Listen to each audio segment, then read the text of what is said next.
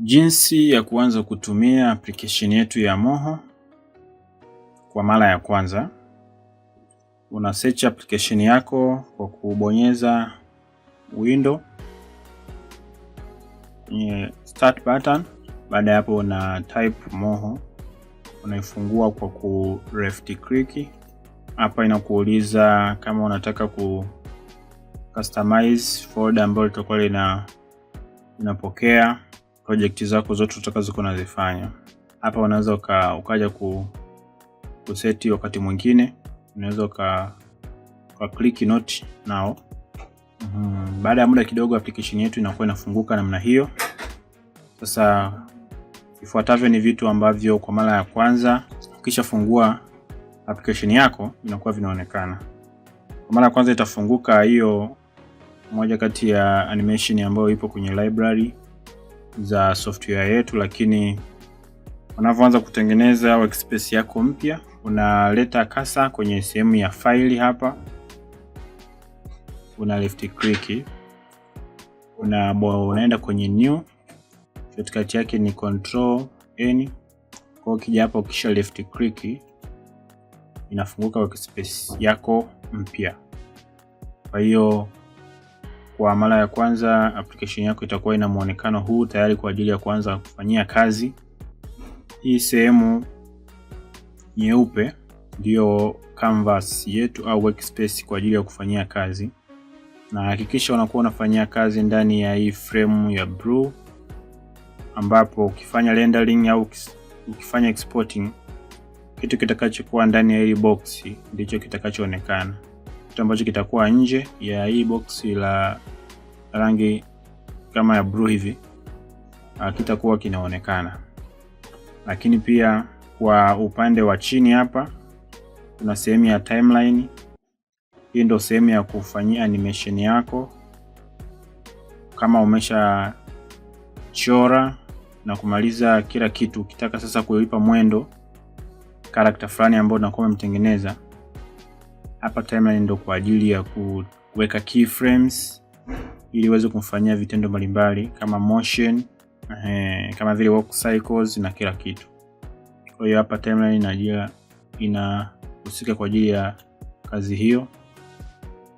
Kuna upande wa layer panel. Layer panel yenyewe ni kwa ajili ya kufanya organization ya layer. Kitu unachokichora kinakuwa kwenye layer fulani. Kwa hiyo ukichora shape fulani au umbo fulani, inabidi wewe umeliweka kwenye layer husika ili kwa ajili ya kufanya organization nzuri. Ukiwa kwenye layer hapa kuna icon imeandikwa new layer ambayo ina plus sign. Hapa ndani ukileft click unakutana na aina mbalimbali za layer. Kuna vector layer, kuna image, kuna sequence, kuna group na zingine. Sasa kwa leo tutakuwa tunaangalia upande wa vector layer. Hii vector layer kwa sasa inaonekana haiko active, lakini sababu kubwa ya kutokuwa active ni kwamba inabidi uwe kwenye frame 0.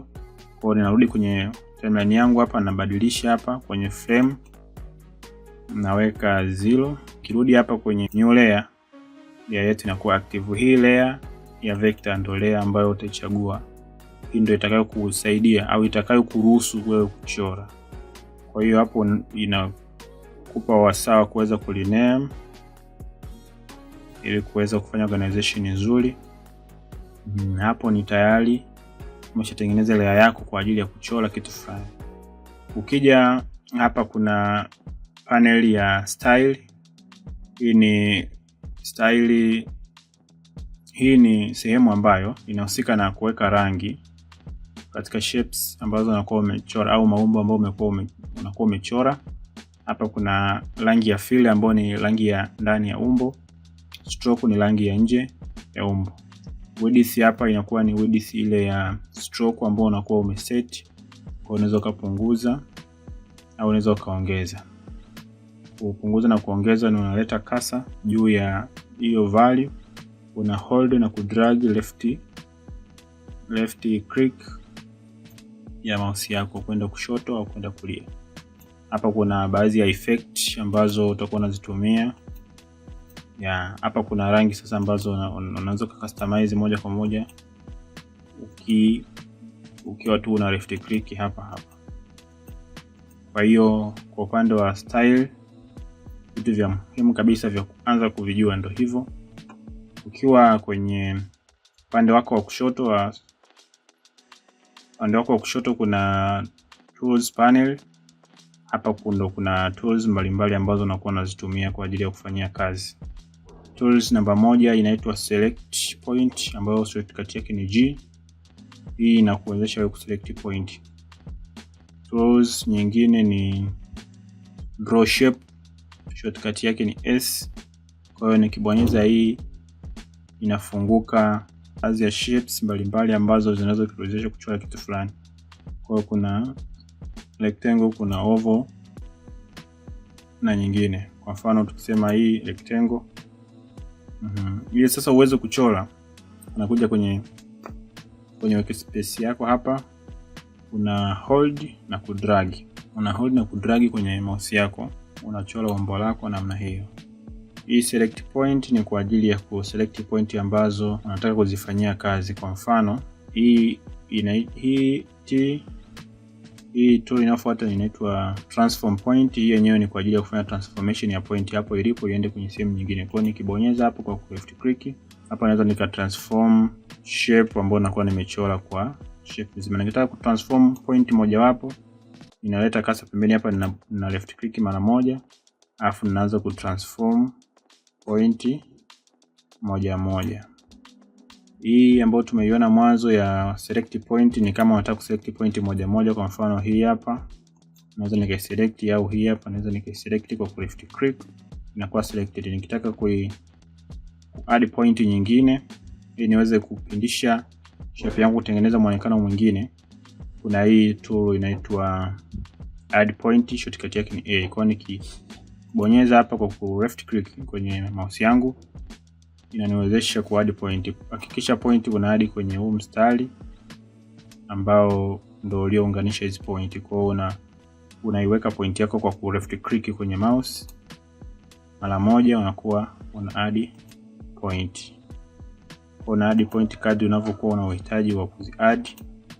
Ili uweze kufanyia transformation, unakuja kwenye hii tool inaitwa transform point, shortcut yake ni T.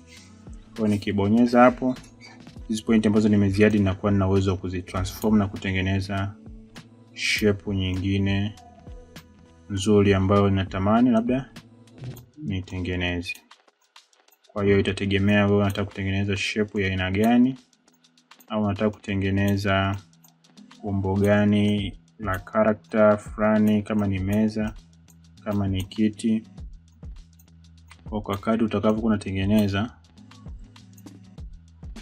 kulingana na umbo fulani, inategemea uhitaji wa points utakuwa ukitofautiana. Tool nyingine ni curvature tool. Hii ni tool ambayo inakuwezesha wewe kuweza kutengeneza curve fulani.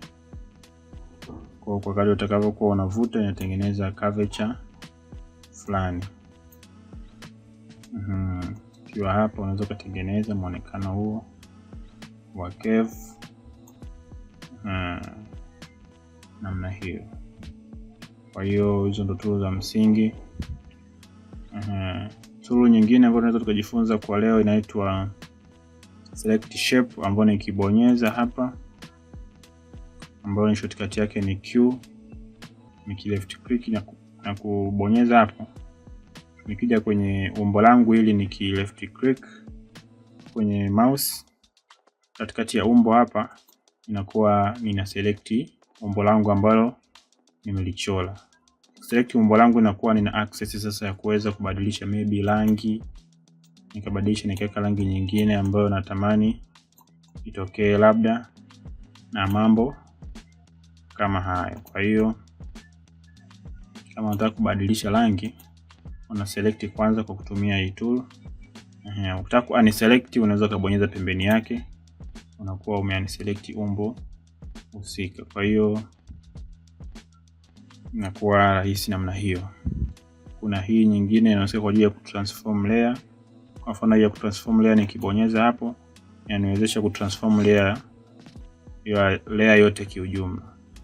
Unaweza nika transform layer yote kiujumla Kuna tools nyingine kama insert text.